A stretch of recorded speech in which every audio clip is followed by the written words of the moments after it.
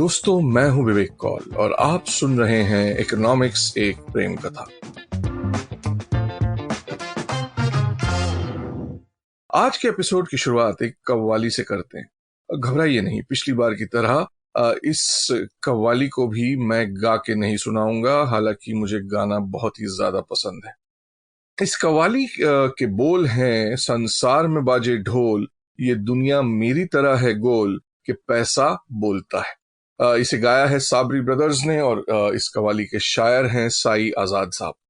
अब आप भी सोच रहे होंगे कि पिछले कुछ एपिसोड में ही तो पैसे की बात की थी, अब फिर से पैसे की बात करेंगे क्या? जी हाँ, पर एकदम सीधे सीधे तरीके से नहीं, थोड़ा घुमा फिरा के। इस कव्वाली की ही धुन पर एक हिंदी फिल्म का गाना भी बना था। अब किसने किसका काम उड़ाया मुझे नहीं मालूम। हिंदी फिल्म थी काला बाजार, जो कि 1989 में रिलीज हुई थी। इसके निर्माता और निर्देशक राकेश रोशन थे।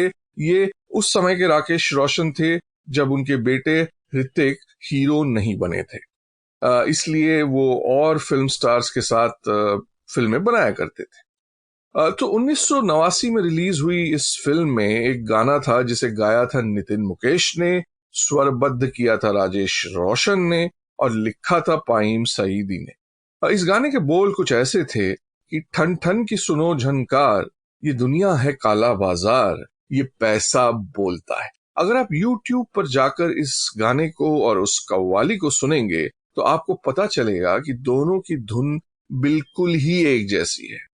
और जैसा कि मैंने कहा, किसने किसका काम उड़ाया ये मुझे नहीं मालूम।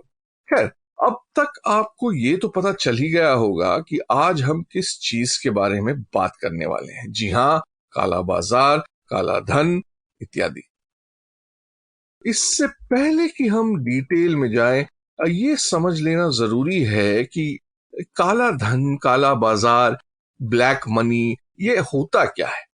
अब मैं आपको अगर इस चीज को एकदम अर्थशास्त्र की बोरिंग भाषा में समझाऊंगा तो आप शायद आगे इस पॉडकास्ट को नहीं सुनेंगे। इसलिए हम फिर से एक बार हिंदी सिनेमा की तरफ रुख करेंगे और एक उदाहरण वहां से लेंगे।